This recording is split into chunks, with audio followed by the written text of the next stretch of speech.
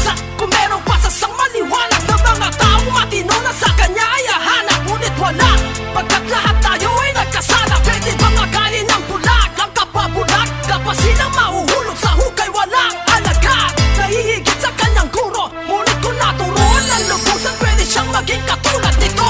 Tumingin, tumingin, tumingin ka muna sa salamin bago mo pansinin ang mali ng iba.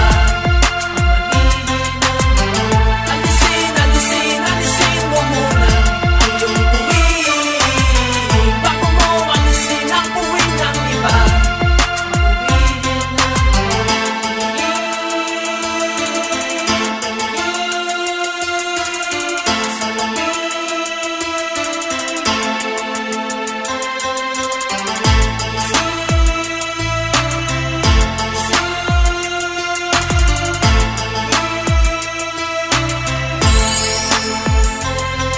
At tinitingnan mo'y ang puwing ng iyong kapatid, ngunit di mo pinapansin ang puwing sa iyong mata. Paano mo masasabi, kapatid? Hayaan mong aking alisin ang puwing sa iyong mata. Ganong hindi mo nakikita ang sarili mong puwing. Alisin mo muna ang iyong puwing sa mata, nang sa ganon ay mabuti kang makakita. Sa ganong paraan ay maaalis mo na ang puwing sa mata ng iyong kapwa.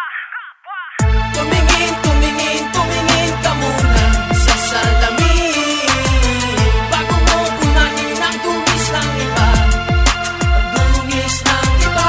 Alisin, alisin, alisin mo muna ang iyong puwing bago mo alisin ang puwing ng iba.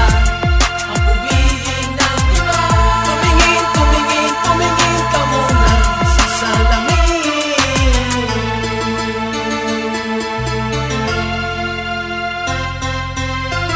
Alisin, alisin, alisin mo muna ang iyong puwing